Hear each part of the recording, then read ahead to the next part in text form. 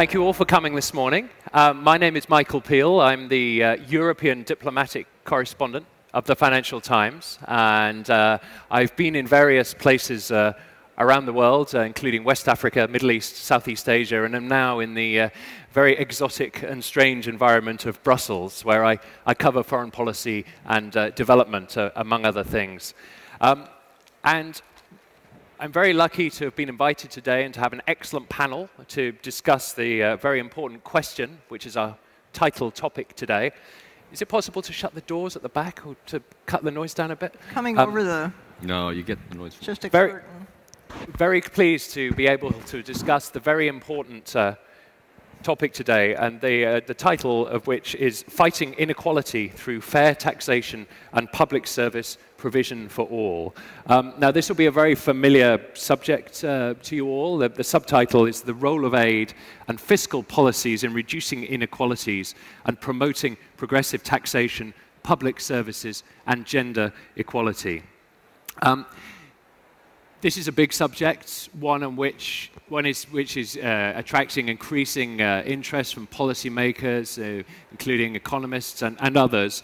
And it goes really to the heart of questions about economic disparities and their impact on the broader economic growth and sustainable development goals, including the 2030 Agenda for Sustainable Development.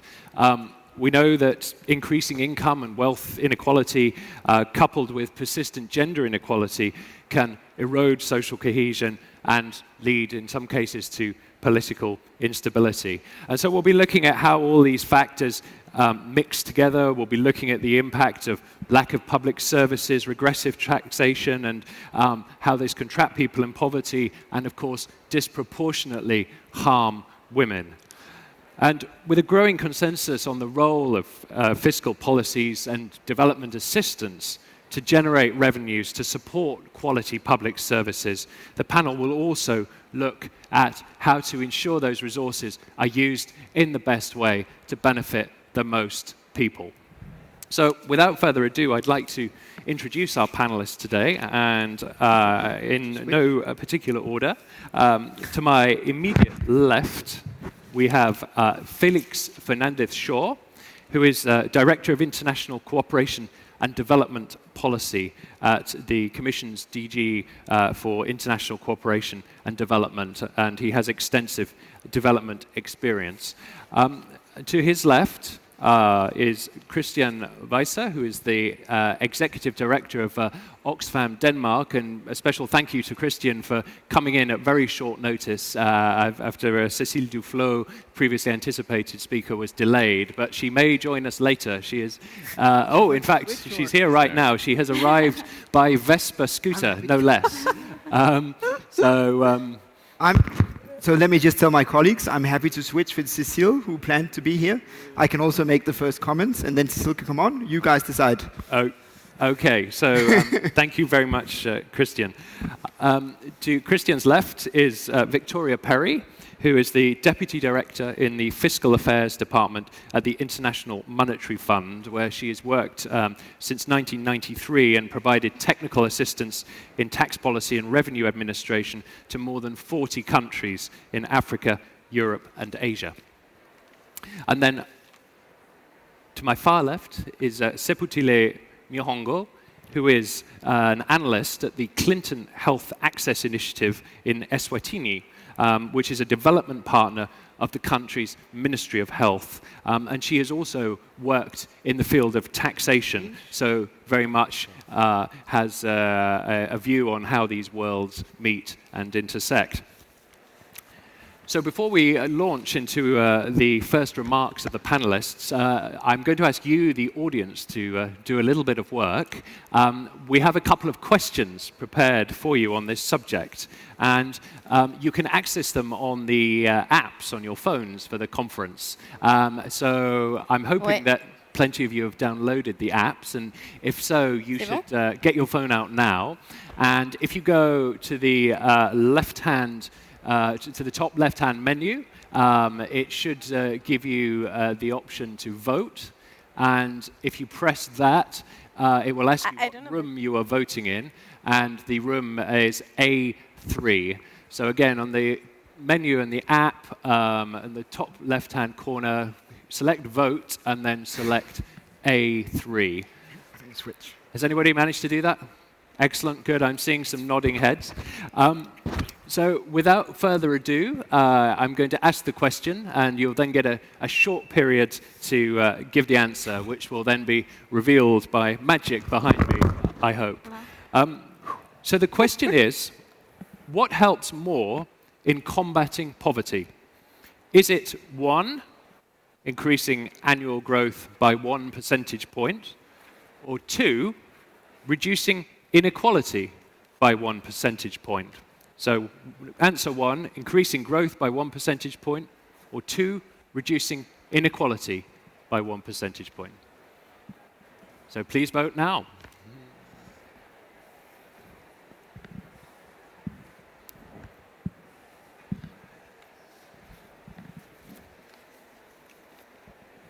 Okay, everyone's made their decision. And hopefully there's the option by an overwhelming majority was reducing inequality by 1 percentage point, which almost 89% of respondents chose. And that's a good thing, because that is indeed the correct answer. So well done, everybody who got that. And this is based on a new World Bank working paper on how much does reducing inequality matter for global poverty. And that looks at how, if the Gini index in each country decreases by 1 percentage point per year, the global poverty rate could be reduced to around 5.4% in 2030, which is equivalent to 100 million fewer people living in extreme poverty. So, well done on your first task. And now, without further ado, magically, the identity of the Oxfam person has changed. And we now, fortunately, have Cécile Dufort with us. And Cécile joined Oxfam France as Executive Director in June 2018. And before that, she was the Minister of Territorial Equality and Housing in France. So she's been in government and now outside. And Cécile, I'd be grateful if you could introduce the subject today, please. Thank you. Is it working? Yeah. Okay. Thank you, and thank you to Christian. As you see, we are really a team, as it is of Oxfam. The first point I want to tell you is that the question of inequality is not a fatality. I think it's the main issue everybody has to understand. And it's a decision to let people in poverty or not. So as Oxfam, we are really involved in the issue of public services and of taxation, because we are sure that it's possible to change the lines, to change policies, and to decide really to face inequalities. The new report by the World Bank is very interesting because it shows that tackling inequality is more efficient than growth to overcome global poverty. So this choice could be done by everybody. 10 years after the financial crisis, the number of billionaires has nearly doubled. It's in our Davos report, and you can see that this situation is increasing.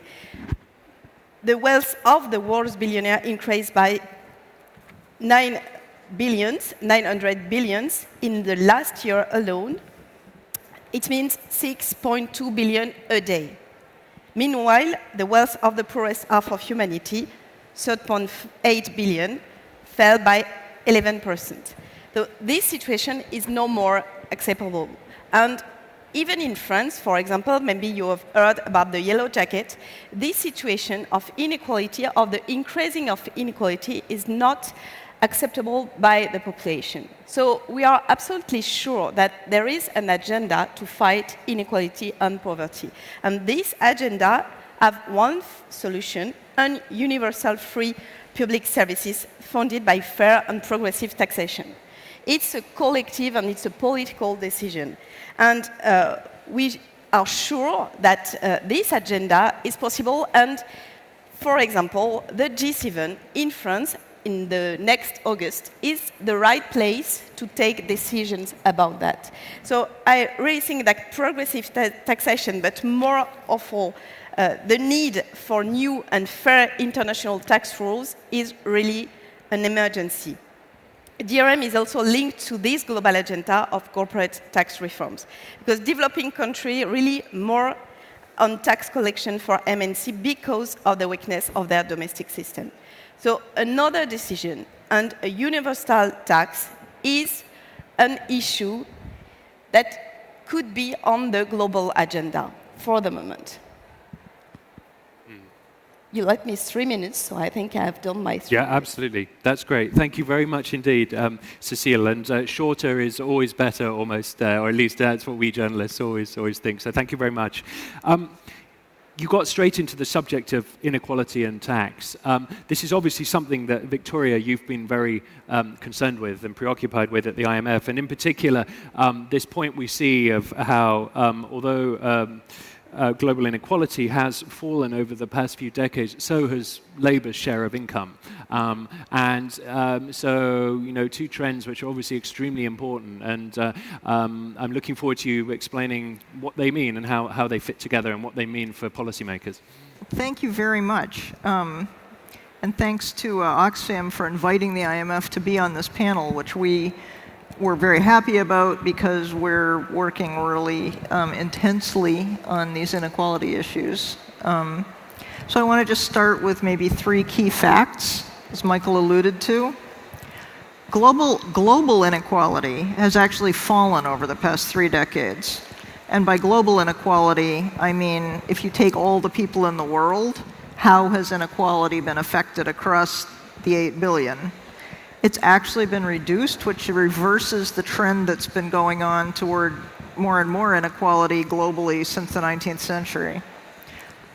And largely that's due to bringing the bottom up out of extreme poverty in pretty much China and India, because they're so big, there are so many people, and they actually, in that case, global growth, their growth has really helped to allay that extreme poverty.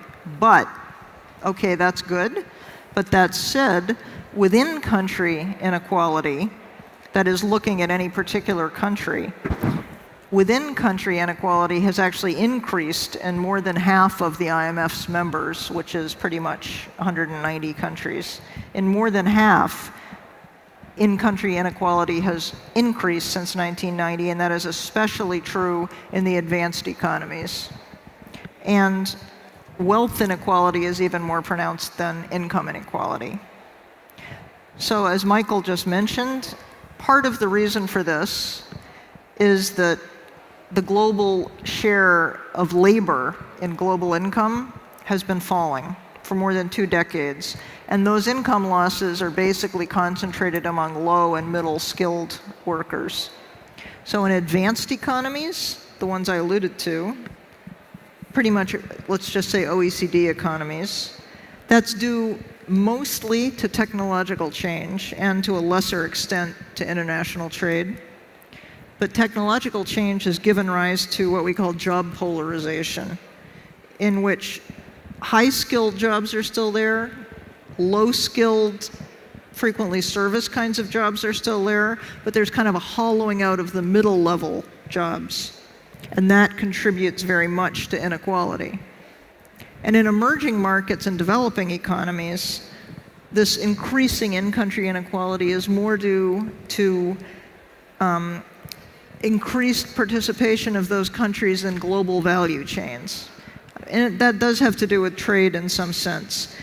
That participation in the global value chains of production has actually induced shifts, again, within those countries, toward more capital-intensive sectors of the economies, and that has had a negative impact on some of the lower-skilled workers, thus increasing in-country inequality.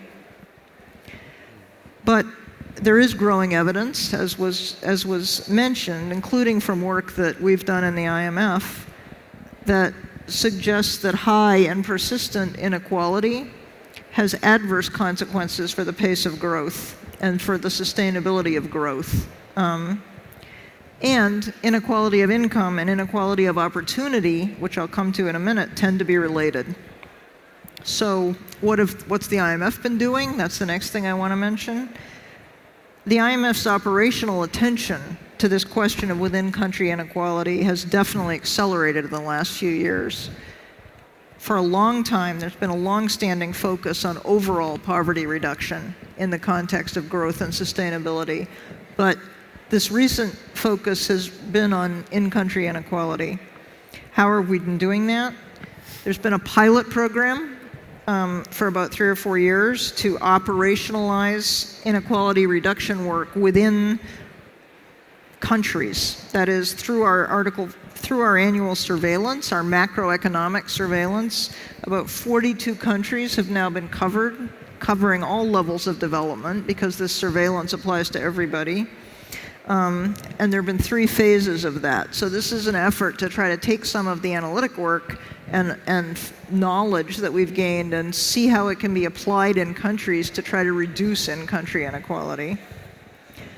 And with respect to that analytical work, there's been work, for example, linking inequality to the rate of growth, researching the causes of inequality, some of which I just mentioned, looking at how to tackle inequality, including importantly potential gains from better gender inclusion in the economy of countries, and especially on effective fiscal strategies, and that's really what we're talking about here more today.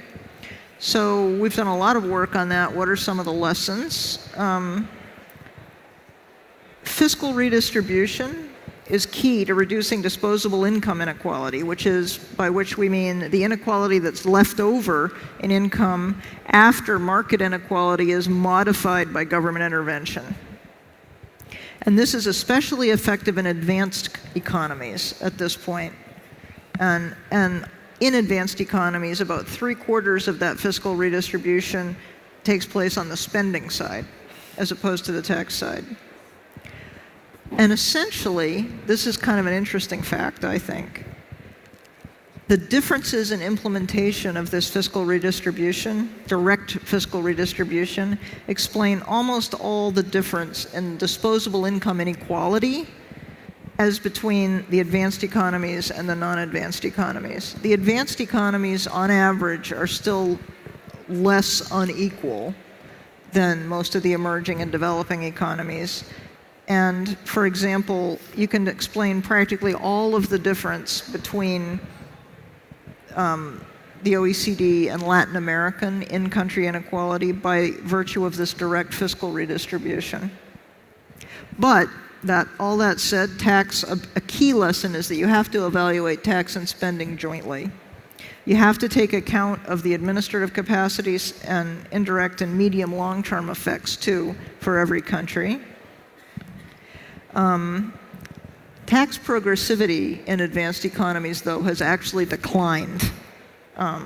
Even though we have some analytic evidence that within reasonable parameters of personal tax progressivity, it does not necessarily, as has sometimes been said, have a negative impact on growth or produce large negative labor incentives. What to do on the spending side, how to handle the spending side. So that includes both direct transfers, about which I was just talking, but it also includes public investment in health and education, public spending, indirect efforts to offset inequality. But the first one, the direct transfers, focus on short-term inequality. The investment in health and education actually are much more medium and longer term, even intergenerational, focus on equitable outcomes. Many emerging market and developing countries actually kind of face a choice in that regard on the spending side between financing redistributive transfers, about which I was talking, and financing spending on education and health to reduce future poverty and income inequality. There is evidence that the latter, although they take a lot longer, are actually strongly progressive if they're not focused on things like tertiary education, but they focus intently on inclusion and primary education, improving primary and secondary education.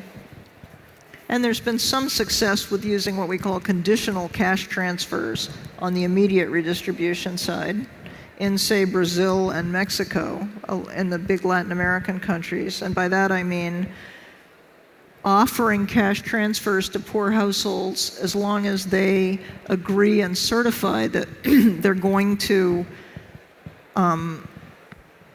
enroll their children in primary education and even secondary education, and have the household take advantage of available health interventions.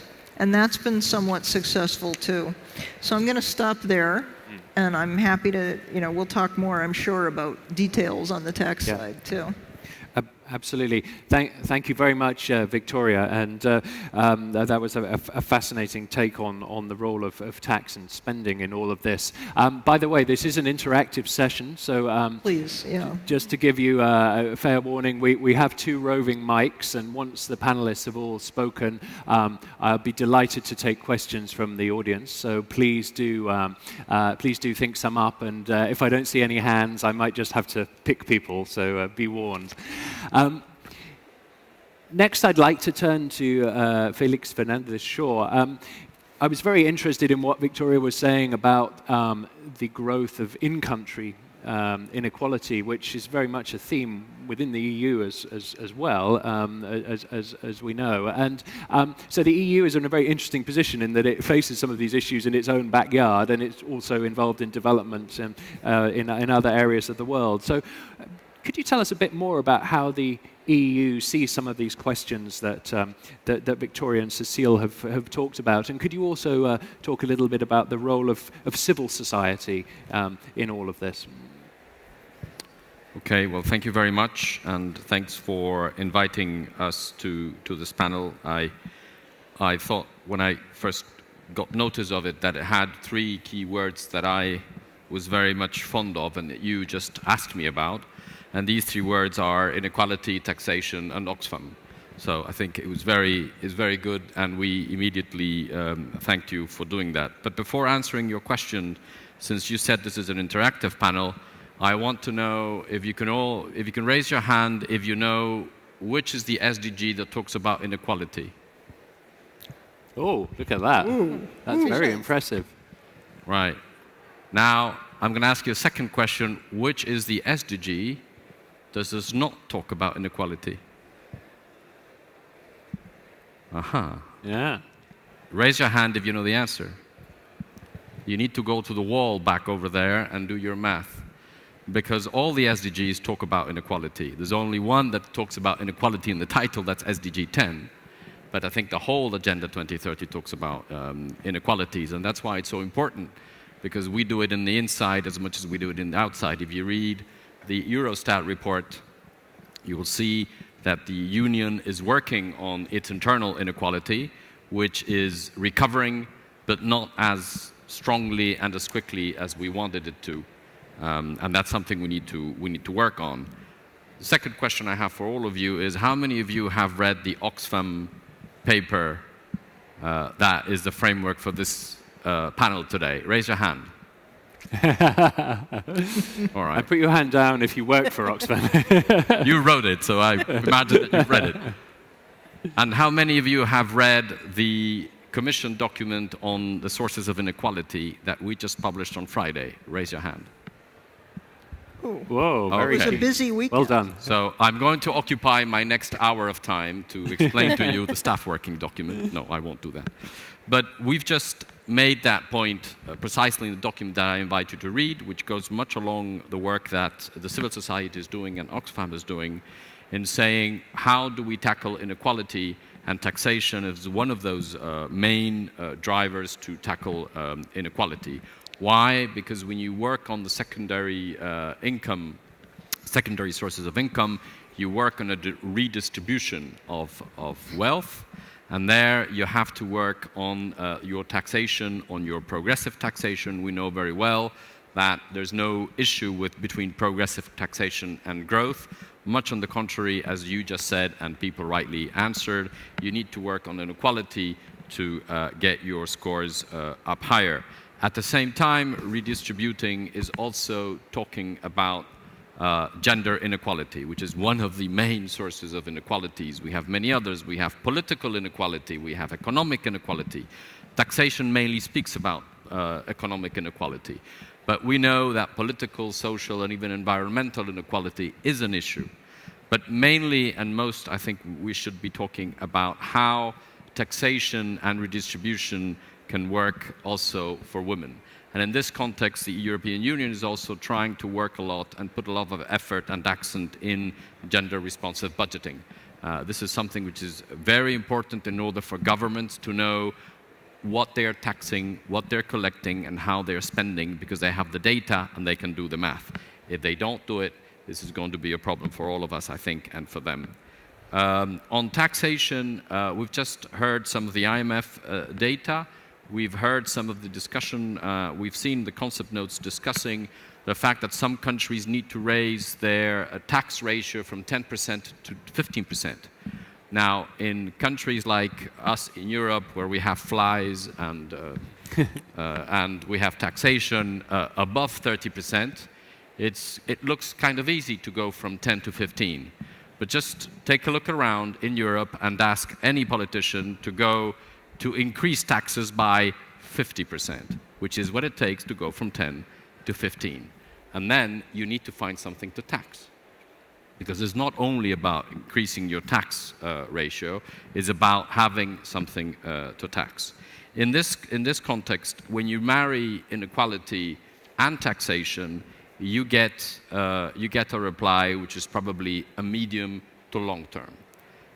Taxing in order to redistribute, in order to fight inequality, it involves a medium to long-term efficiency and inequality agreement between the society itself, among the social members of the society, and the government. It needs long-term sustainability from a planning point of view. It needs long-term sustainability from a financial point of view. Because otherwise, what you do and what you get in return for what you're doing, if it's not sustained, it will not help. And this is what makes people pay taxes, is that they get something in return. And or the society gets something in return. They get services in return. They get social protection in return. If this is not sustained, then this kind of agreement between ones and the others will not be sustainable, and the whole issue of fighting inequality with taxation will not be sustained. But of course, there's also this is also very much linked to the expenditure and to the efficiency of your expenditure. If you deliver on what you have been collecting, then you're more credible as a government, you're more credible as a public sector, and you deliver things that people are ready to pay for, and that are ready to pay for the whole country. In that context, we also need to work, and that's what we started working after the Financing Forum for Development this year, not only on domestic resource mobilization, being domestic resource mobilization the key element for a country's fight against inequality and for a country's development, but also how does that country want to grow in financial terms. We are working with the IMF and with the World Bank and the UN on the concept of integrated national financing frameworks that allow a country to understand how is it going to finance its development. What part of that is going to be the domestic resource mobilization? What part of that is going to be taxation? What can we work on with the rest of the international community to work on those strategies? Finally, I would say that one of the main tools that we use to do that at country level, because we also work with the IMF and the World Bank and the UN on global actions, we work a lot with budget support. We are one of the greatest providers of budget support, and this is very important in order to enhance economic governance, to enhance tax policies, but particularly to enhance public financial management, which is one of those things that you're very happy to have Oxfam bring you to talk about inequality and taxation, because it allows you to speak about public financial management, an issue which is much more important than people really think about. Yeah. Thanks. Great. Thank you very much, Felix. And a lot to consider there. And I'm sure you have a treasure trove of examples which we could talk about. So I'll look forward to coming back to some of those. this gives us a good moment to turn to our final panelist, Seputile. I think everyone will be really interested, Seputile, in your insights into how Eswatini has taken some of these theories and how it has, what it has found in practice, how it has structured its tax system. What's the experience on the ground of how some of these big points that we've been talking about today actually work out? What are the lessons, good and bad? So please. Okay. Thank you. So I come from the kingdom of Eswatini. I don't know how many of you know where that is. It was formerly called Swaziland, but we changed our name last year. And it is situated between South Africa and Mozambique. It's a low middle income country with about 1.1 million population. And our GDP predominantly, like most developing countries, comes from agriculture. So farming and some elements of agro-processing. And our biggest trading partner is South Africa, but we also trade with the EU. Now, as previously mentioned, I have worked in public finance with the Minister of Finance in my country, and in Eswatini, I worked both in tax policy, and I then transitioned to the budget department. So I have working knowledge of both revenue collection and public expenditure. And when we look at how the tax system is structured, we can divide it into how the tax is collected, rather. It can be divided into three groups. So there's tax that is currently being collected by the Treasury Department. There's revenue that's currently being collected by the Treasury Department, which is fees and fines, education loan repayments, and other miscellaneous revenue. There's revenue that's being collected by the Eswatini Revenue Authority. Now that's mainly taxes and the fuel levy. And then we also have customs union receipts, as we are part of the Southern African Customs Union. Historically, our revenue we have been heavily reliant on the customs union, but we have managed to transition since the initiation of this revenue authority. We've managed to transition to greater domestic resource mobilization through taxation. And for this fiscal year, we anticipate 54% tax collections for the country, which is great. So my biggest concern is when we talk taxation, fighting inequality through taxation is less on how we collect the resources or how much we collect, but what we do with the resources that we've collected. And I'll talk through case studies or examples for my country. So why I'm worried about the expenditure aspect of it is in two parts.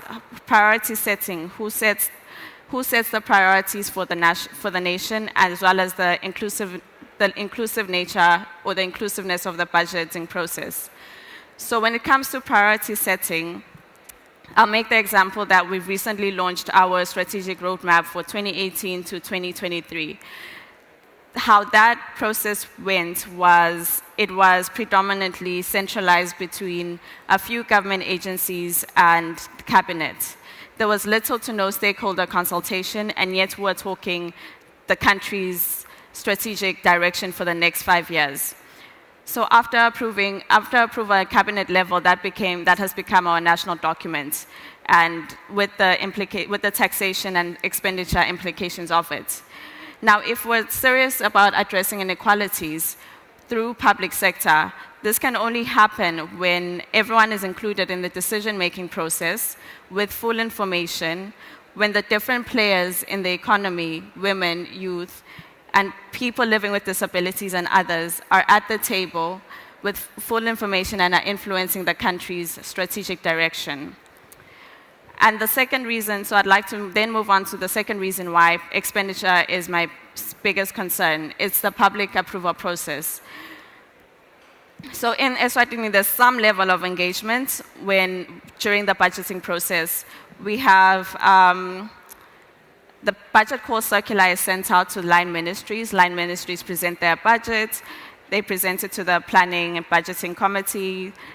the budget is cut or prioritized subject to budget ceilings, and then it is the Minister of Finance finalizes it, presents it to Cabinet, presents it to the different houses of assembly, and then it is approved after debate. So there might be some level of civil society engagement directly with the line ministries, but we don't see civil society engagement at a macro level.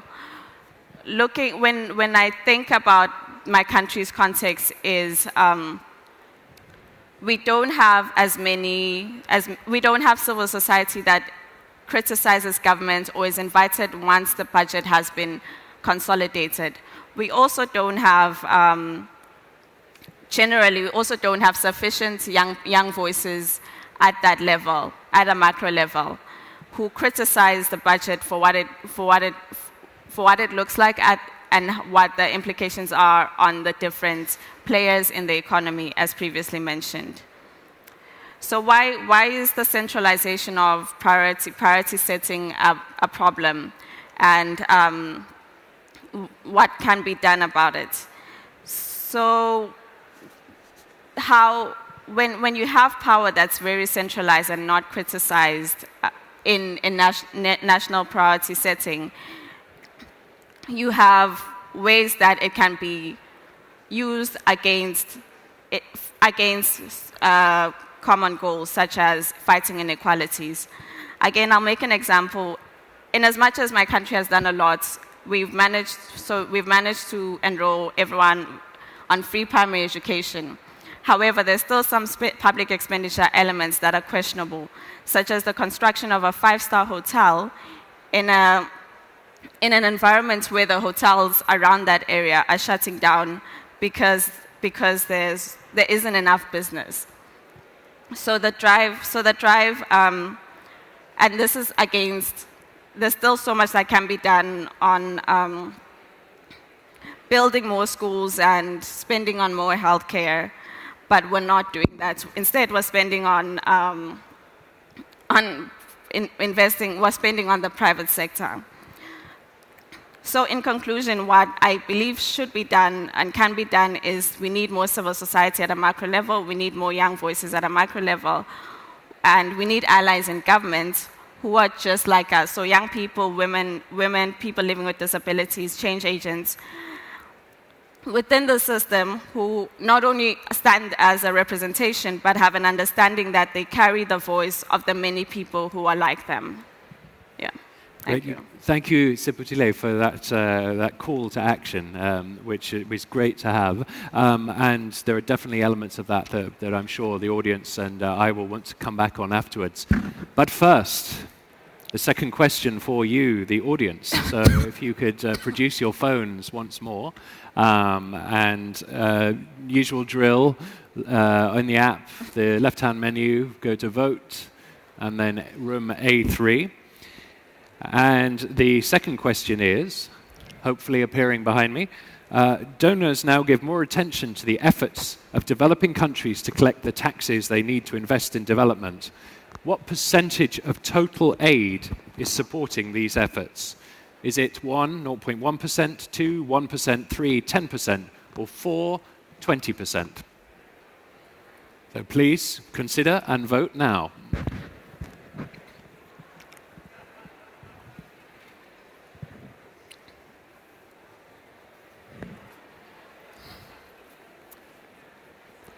Okay, so let's see the results of that.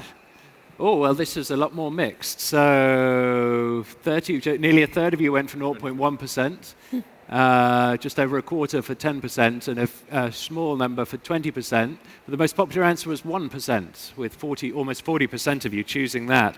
Well, I'm afraid in this case, the majority got it wrong, because the correct answer is 0.1%.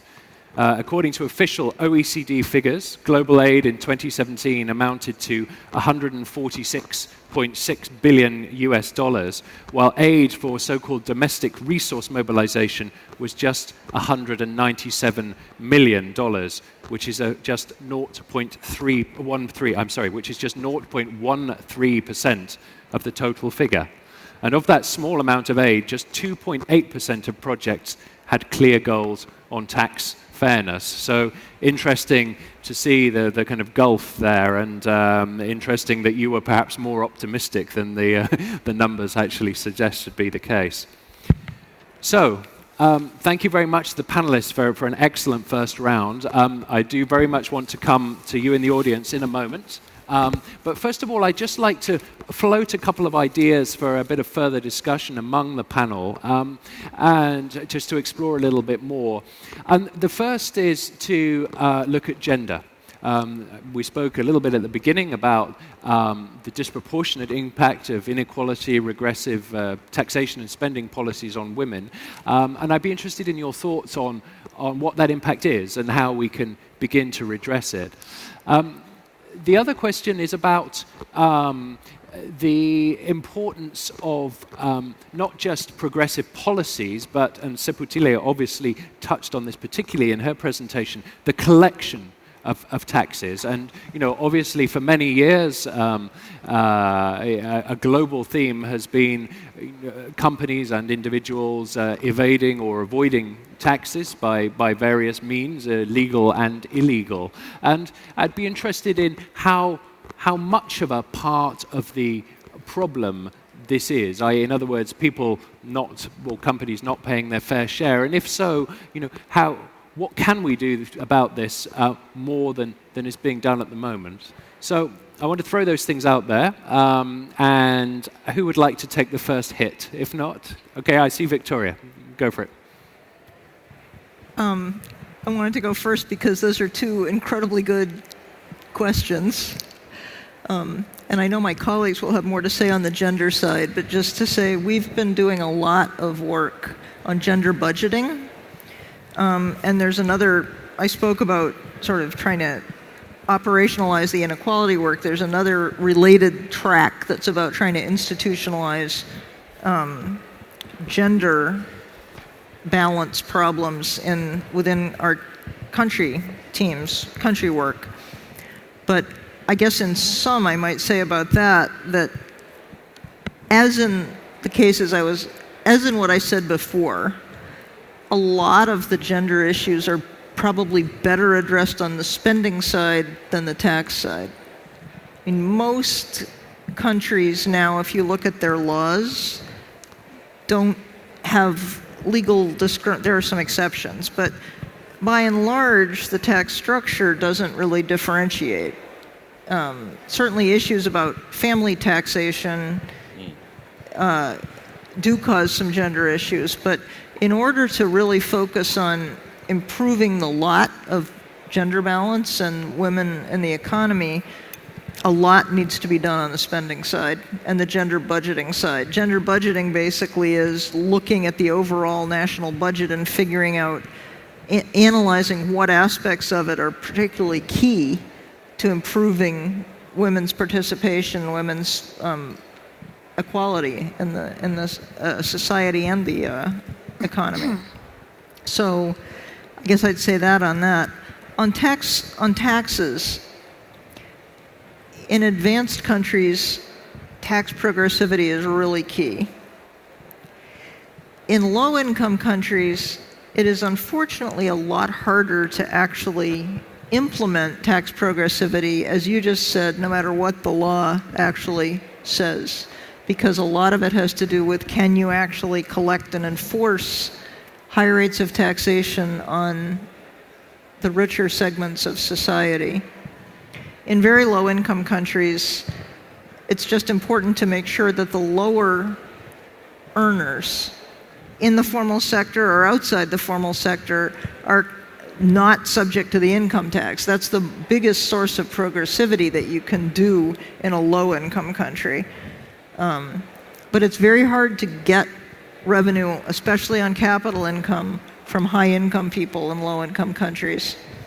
And that's, as I say, not so much a legal but an institutional problem.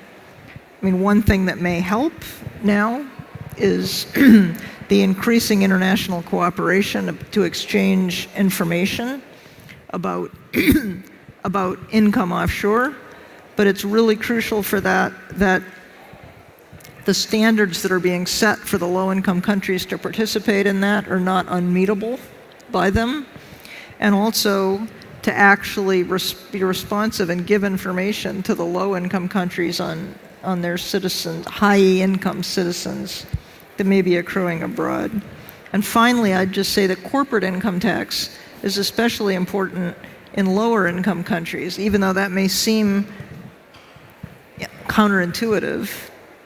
It's easier to collect the corporate income tax. Some of it certainly falls on foreign direct investment, but even on domestic corporations, it's a way of backstopping the personal income tax. And it is a way of getting some tax on capital income. So I guess I'd just say those two things for starters, and then... Thank you. Victoria, Seputile, could you tell us a bit more about Eswatini's experience in these areas? And I mean, you mentioned tax collection rates, and you know, whether as Victoria was just saying, what your experience had been in collecting taxes, particularly from high earners and companies, and secondly, what about the impact of inequality on women, and is it something that you found hits women disproportionately, and what have you done about it? So. Okay. How the tax structure in the country. So historically, we have had a somewhat progressive tax system, but we seem to be moving in the wrong direction now.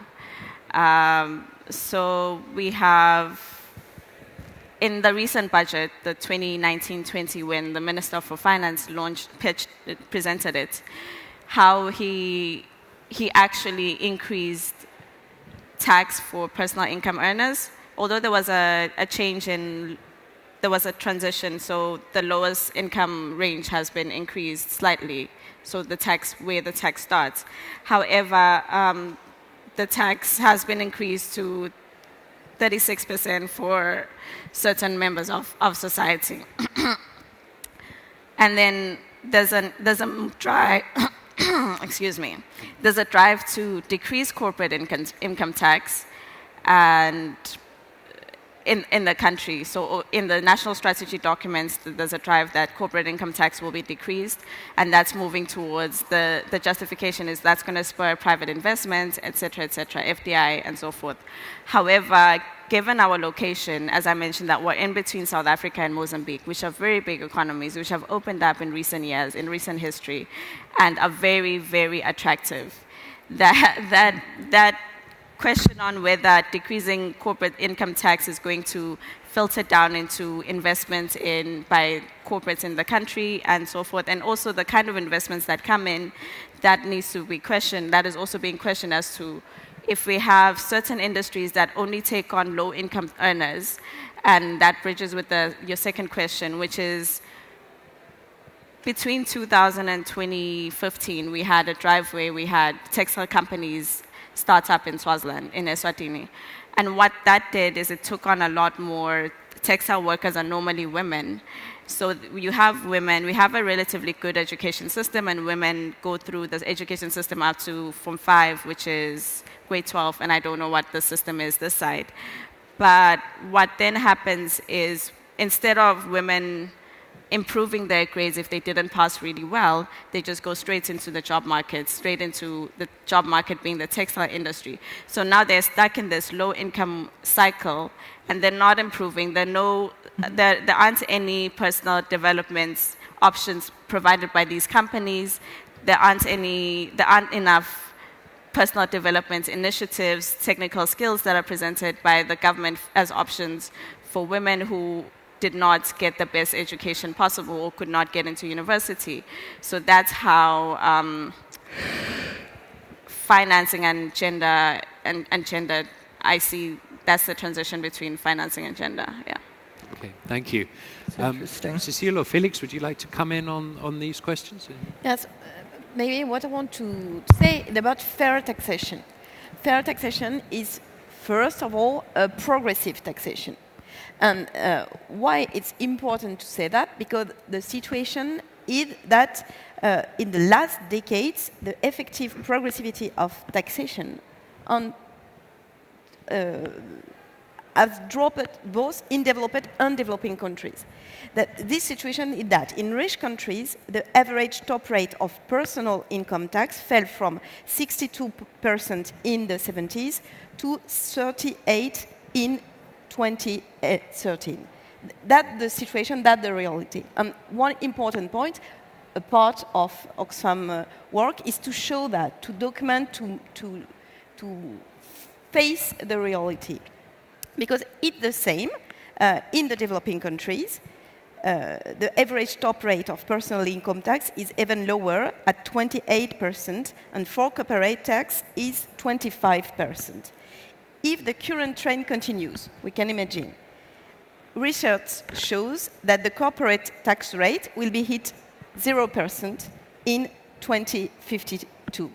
Because there is a trend and a global trend. We have to stop. Yes, we have to stop this trend. In my country, in France, tax reforms are progressively cutting our corporate income tax from 33% to 25%. We are developing countries.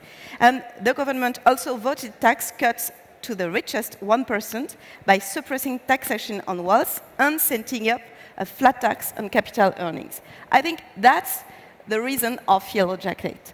The real reason is that a lot of people understand that the progressive taxation is really low and low, and that we ask people more effort for the poorest and less for the richest. And you can explain that and try to say it's because a lot of reasons, because if it's modern or something like that, it's unfair. And everybody understands very simply that it's unfair. So we have solution because we know how to make taxation more progressive. Governments know that they should reduce indirect taxation on consumption. They should, such as VAT, they should abolish harmful tax incentive and increase taxation on inheritance, capital, and other assets.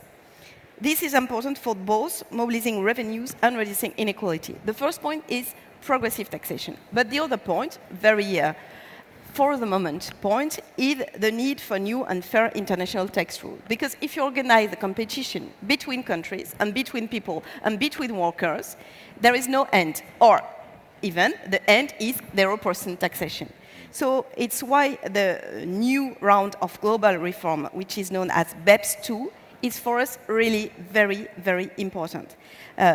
This round is led by OECD and just endorsed by G20, Minister of Finance meeting a couple of weeks ago. We really think we have a historical opportunity. Make the system fit all the reality of a much more digitalized and globalized economy. We have to face the reality, and we have to face it now. But even more important, make the system fair, make multinationals pay their fair part, make domestic resource mobilization a real chance for sustainable development. I think it's the moment, and it's possible. And for that, even for gender issues, really think, and it's a part of the Oxfam work too, that the role of civil society, journalism, academics, women and youth is very important. Because the answer of how we can do that, first of all, we have to understand what happens, to explain to everybody what happens, to explain there is other solutions, there is other policies we can use to reduce inequality and to face the climate crisis, both, because the agenda is the same, in fact. Inequalities and climate issues, the difficulties for our humanity to face its own future is the same. And the stronger civic space and citizen engagement are necessary to dismantle the political barriers to more equitable and effective DRM. And the collection of tax, if it's acceptable, if everybody understands that it's a fair way to go together and to face the future and to fix the issues we have to fix, it's very different. The situation will be different. It's why we believe in the power of citizens, the power of people, and the power of mobilization and collective mobilizations. Thank you. Felix, anything to add? Or? Yeah, well, I would have plenty, but since briefly. Briefly. Then we can get to the question. Yeah, I think the first point, or the last point that Cecile just brought in is how does this conversation about taxation go along in a country? Because, you know, this is where the basis for our foundation of a society, how does everybody contribute to the wider good and to, you know, having the state take care or the public take care of leaving no one behind? And how that conversation is taken out of closed quarters and is put out to public scrutiny. And that's where I think the civil society is playing a very important role. And that's where we want to push also the logic of the, you know, multi-stakeholder conversations that Agenda 2030 is talking about. Agenda 2030, again, allows you to have a conversation with everyone at the table and everything on the table. Sometimes your entry point is just this one, or gender, or climate change, or taxation. I think this is a conversation, particularly when you talk about inequality and taxation, that goes to the crux of a society's foundation. And therefore, it has to be done in the open, because everybody has to agree to it. You know, paying taxes is not something that, you know, you immediately think of, but it's the only way that we all understand you will get to leave no one behind. Particularly important in that context, as I said before, is the gender issue and how, and in order to have these policies, including tax policies tailored to gender equality, you need to have a good databases. If you don't know your data, you cannot tailor your policies, you cannot tailor your tax collection. And, you know, we have plenty of examples in countries where taxation tries to do, or tax policies tries to do the right thing, but then because it doesn't have the right information, it doesn't target women, or it becomes an inequality problem or a discrimination problem for women who are not being exempted or who are not being treated the same way in a tax system, just because of the social structural point of departure for women in that country. And that's where you need the policy, but you also need the data. Last but not least, I think also in terms of the fair taxation, the corporate income tax, I think all these issues we know, but we're also discovering when we're talking about, you know, delivering private sector investment for jobs, etc., we are discovering in our conversations with the investors, with the multinationals, that they are less concerned about exemption, and they're more concerned about having a reasonable, existing, and possibly stable tax structure that they know they can use and they can factor in and they can work with, instead of the zero tax, which was, you know, an icon of the past, which is no longer what we need to pursue. Great, thank you very much. Now it's question time. Could I have some hands up, please, for questions? Excellent. I see two over there and one over here. So let's start with those, and we'll take them as a three. So I saw two hands over there, and then there's another one over here, I think. And please introduce yourself, and please keep the questions short and no monologues, please. But I know I don't need to remind you of that. Thank you very much for the panel. It's very relevant for my work. My name is Airelis Carrasco. I work at the World Bank, and I do analysis of the distributive impact of fiscal policies. So the motivation for my question is that, as Victoria mentioned, usually countries, particularly developing countries, have like a lower share of public investment with respect to total spending. And yet, at the same time, there's evidence that public investment, when it's well managed, has impact on increasing both growth and reducing inequality. Mm-hmm. So my question to the panel is, what country experiences do you have, or what ideas on how we can work with governments to strengthen public investment management systems so that they're also more effective on reducing inequality? Thank you. Great, thank you very much. A very good question. There was another hand up here. Yep. Thank you. My name is Albert van Zyl. I'm with the International Budget Partnership. So the points around the connection between improved ability of the state to spend to increase domestic resource mobilization are well taken. And there are at least two parts to strengthening that state capacity. So the one is a capacity building approach, so that the state needs to become more efficient at delivering services. The other is an accountability model. So one that says that that the conversation with the citizenry, in a sense, has to be strengthened, so that there is a little bit more push on that side. And a couple of panelists spoke about this. The difficulty in here is that I think we'll agree that development assistance... Could you come to a question, please? Yes, I was right there. The difficulty is that the development assistance has been skewed towards building government capacity. And I think with limited success over the last decade or two. And so the question is what the panelists think an appropriate balance would be between development assistance around strengthening government capacity directly and supporting the building of accountability through civil society. So what the balance and the mix might be there. Thank you very much. And there was one more question over here, please.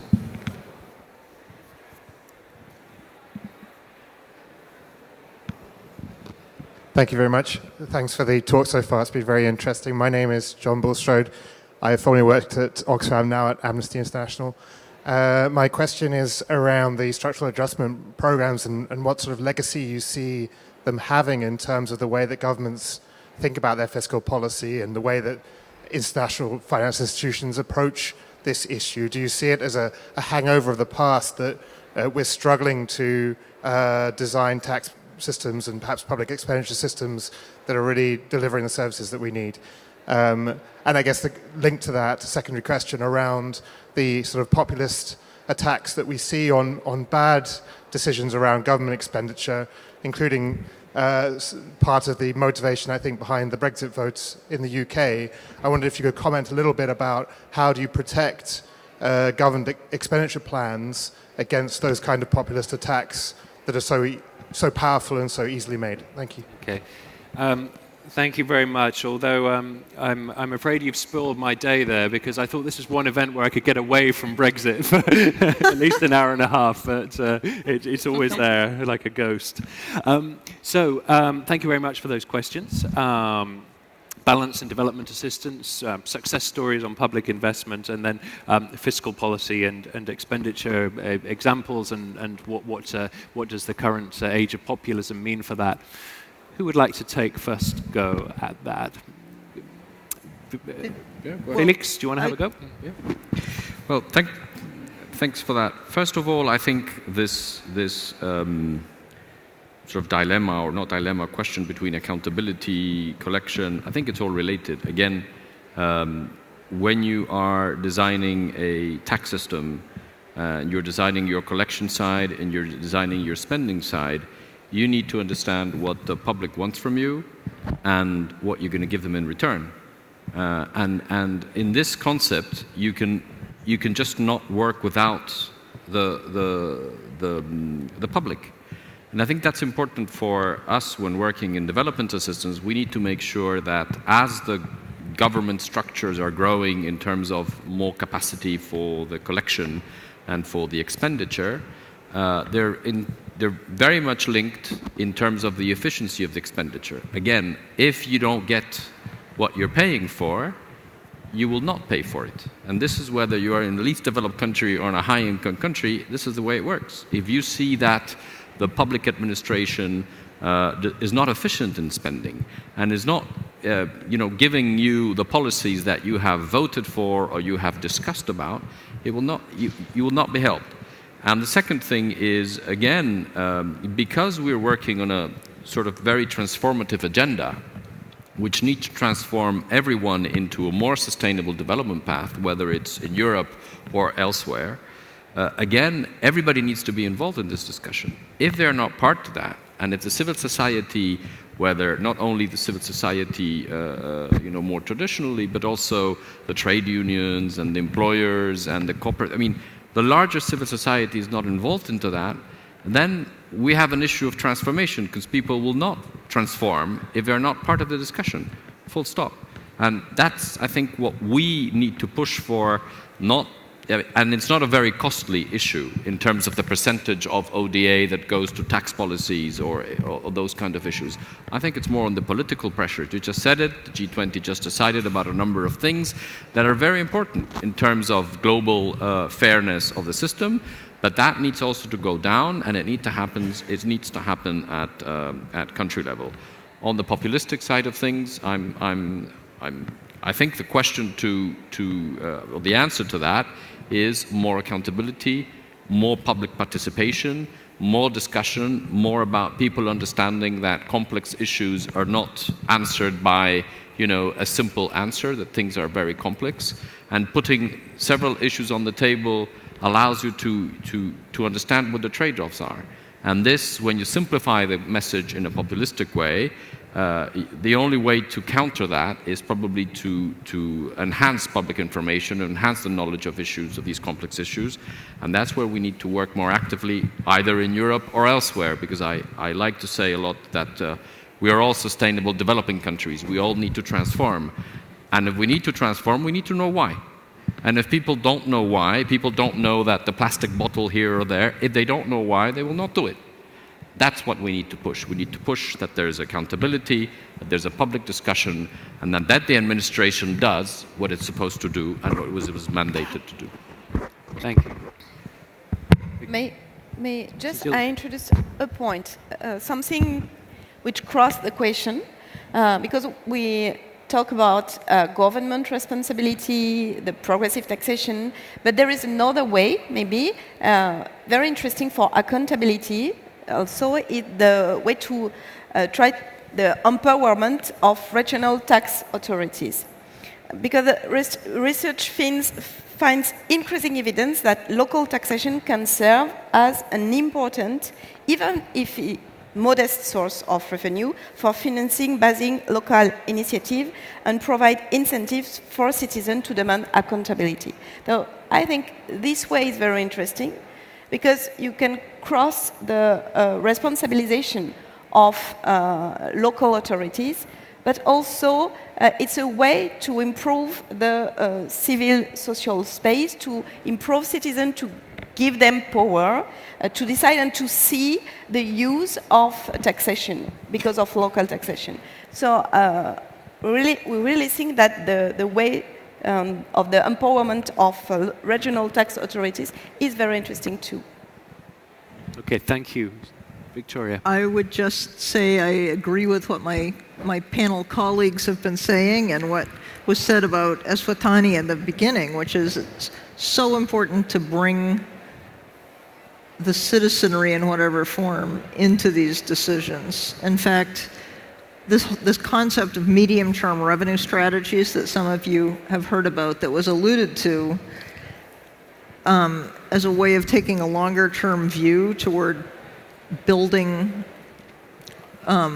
revenues in a country for development has two important aspects. It has many, but two very important aspects are linked to exactly this. First of all, as Felix has been saying, to try to, as a society, figure out what is it for development that we need to spend this money on, and therefore why should you be paying taxes to support that, among other sources. And second, the notion that the way the money is spent and the way the money is collected are both probably the two primary ways that citizens see their societies.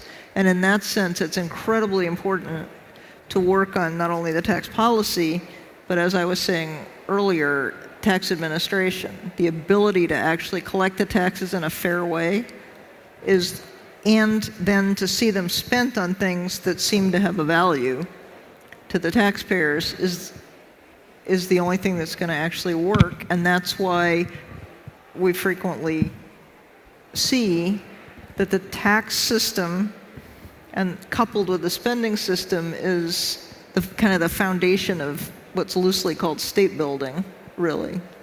And would you like to quickly pick up on that point, perhaps, that Cecile raised, which is, do you think that multilateral institutions like the IMF should be giving more support to regional tax authorities, like an African tax administration or an intra-American center of tax administration?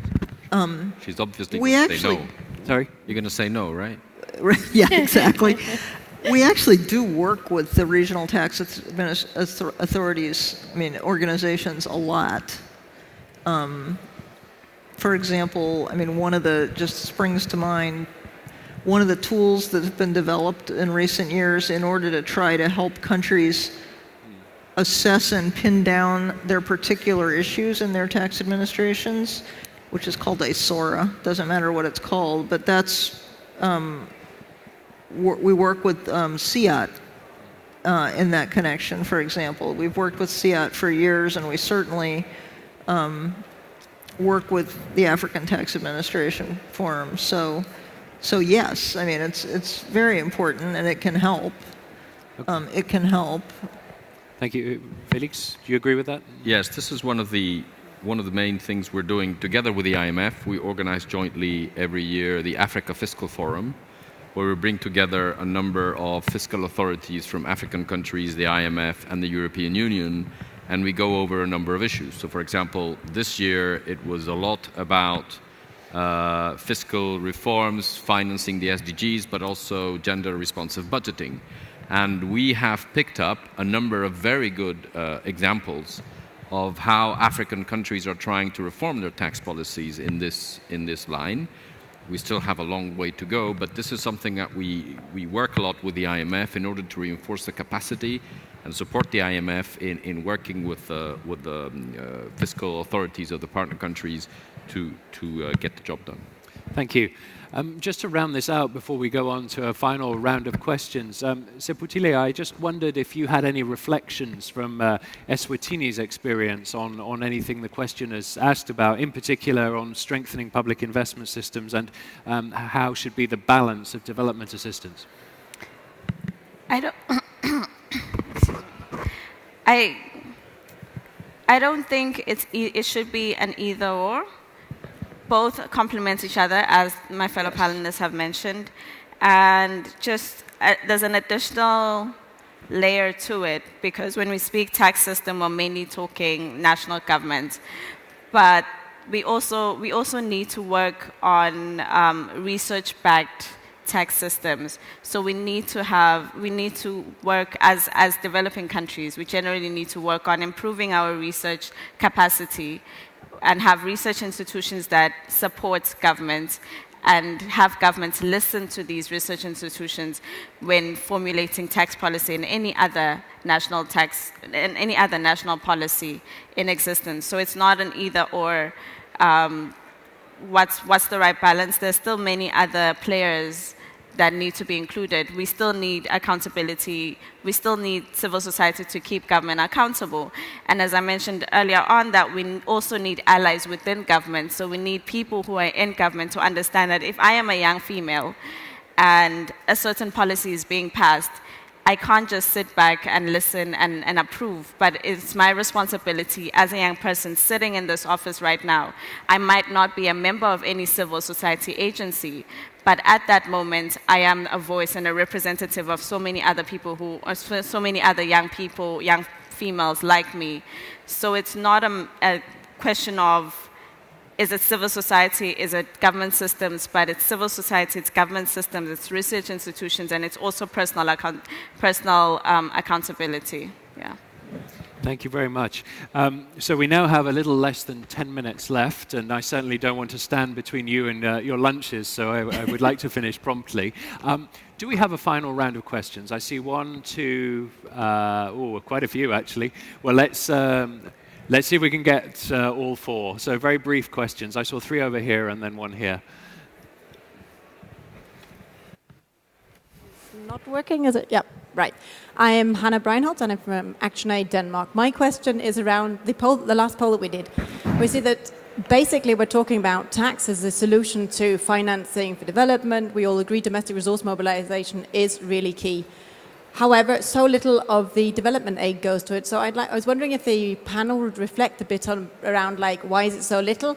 Could we increase it? And I think that there's part of it's on capacity development, but there's also a huge political decision to be made here, and I guess that's part of our responsibility as civil society organisations to push that. But I'd be interested on how do we increase the money that we spend on tax. Thank you very much. So there were 2 more hands. There's one at the back there, and I think I saw one more.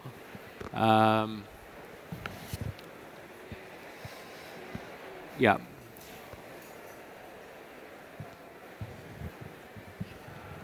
Okay.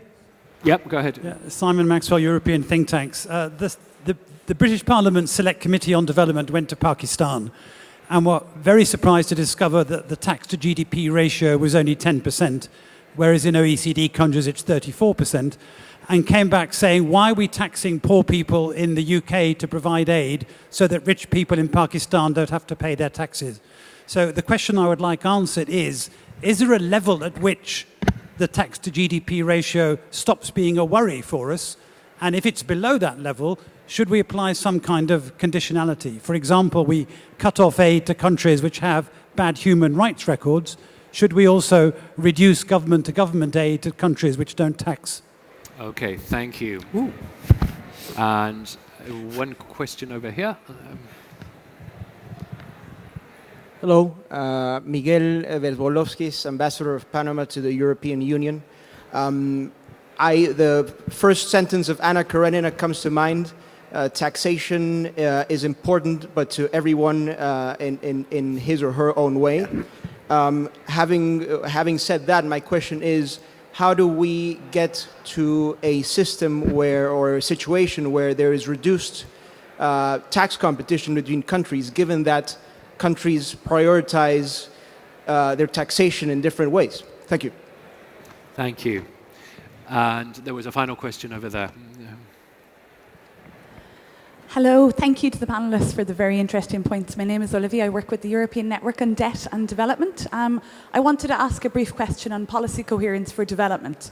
I think we've really looked at the technical challenges in having progressive taxation, and also the political motivations, race to the bottom on corporate taxes, which is very often driven by higher income countries, and equally a big push to reduce trade barriers. So I wonder if the panelists could share their reflections on policy coherence for development and the role of EU countries, the EU bloc as a whole, the use of spillover analysis, and equally policy coherence for development with the IFIs, where there's often a push to use easy-to-levy taxes like VAT and other consumption taxes, which have considerable equity concerns, while on the same hand recommending gender-responsive budgeting practices, which aren't always coherent. Okay. So how we can mainstream this policy coherence for development across. All right. Thank you very much. Okay, so we really are running very short of time. So please don't feel obliged to take all parts of every question. Just speak to what moved you the most. And this will also be your closing remarks, since we only have a few minutes left. So Seputile, do you want to start? Yeah. I'd like to address the one on conditionality of aid. Personally, as a young person from a developing country, I do not like aid because it creates a dependence. So if that option is available, I would say developed countries should take it. And we have seen instances where some members of our development partners have pulled out of investing in Eswatini or other countries because of certain, it didn't go well with national policies from their countries, and that's perfectly okay for my end, and I'm happy with that because it encourages governments to take more responsibility for their people and investing more in addressing inequalities. Yeah. Okay, great. Thank you very much. Victoria. There's a lot to say about that topic, but maybe in the interest of time, I'll just try to pick up on the last point, which was, I think, I couldn't quite hear it all, but I think it related to is the encouragement of the value-added tax with what's perceived to be its regressivity consistent with the idea of increasing inequality? I mean, decreasing inequality, increasing equality. And I guess what I would say about that, taking my IMF view, is that for most developing countries now, the VAT is the single big engine of revenue raising. And that's not because of some idea that we should use unequal taxes. It's because of the things I was alluding to before. It's very hard to get a lot of money out of the personal income tax in a country that has extremely low levels of economic development. It's just because of the structure of the economy and the structure of the way the society at the level at which it finds itself.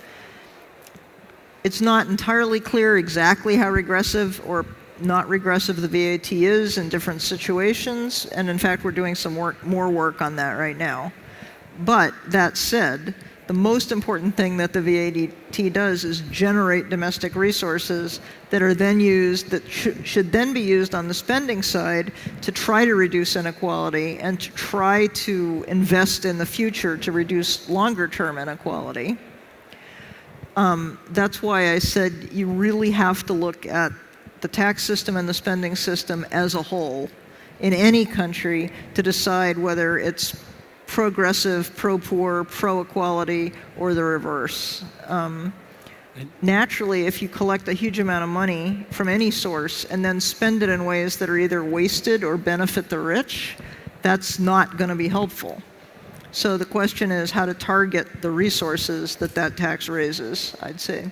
And any very quick thoughts on a couple of points there about how do we reduce tax competition and also tax to GDP ratio? And tax competition is incredibly, in my view, this is me speaking, not an official position, but tax competition is very dangerous across countries. And especially this is something that the world, as was alluded to, is working on in the corporate tax arena.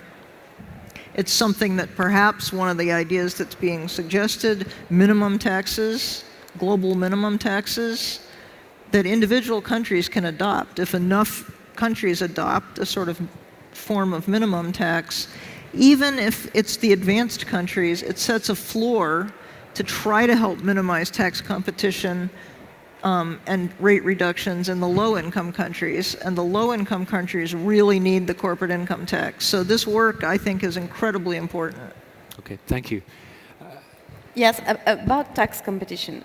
I think we have to face the reality that for 100 years, the international tax system has been biased in the interest of rich economies. It's not a surprise, in the reality, it was designed by them, trying to protect their interests and making it easier to cross-border transactions, but not looking at the fairness of where taxes should be paid. So there is a reason. But we can act against that, making sure that corporations pay their taxes where they make profits, and setting up a global minimum effective tax. I agree, of course, we have to do that. An effective tax rate at a fair and sufficient level are essential tools. That's the balance. A sufficient level, essential tools, public services, free public services, and not private fortunes. That's the reality. In fact, it's simple. The aim is very clear.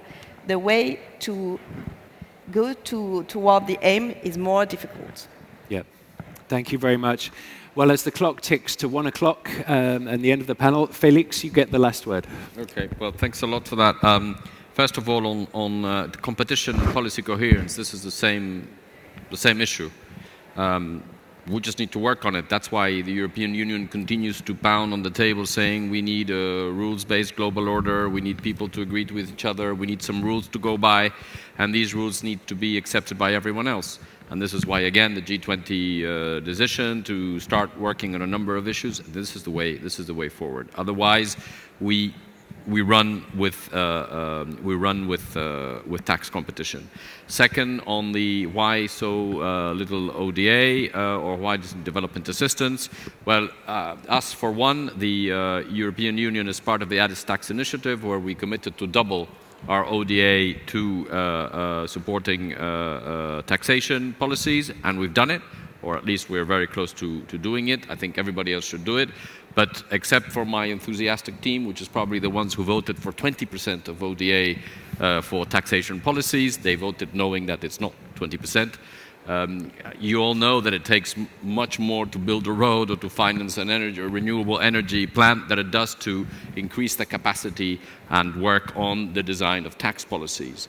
But even there, I think this is a structural issue that we need to tackle a bit more and a bit more upfront, because it's part of the way in which you organize your society, and that is, I think, very meaningful. Great. Well, I'm afraid that's all we have time for. But I'm sure the panelists, if I may speak on their behalf, will be delighted to follow up afterwards with any of you if you have any questions. In the meantime, I'd like to thank, on behalf of myself and the panelists, you in the audience for your engagement and excellent questions today. And if you could, in turn, please give our excellent panelists a round of applause to thank them. Thank you. Merci. Hein? Yeah.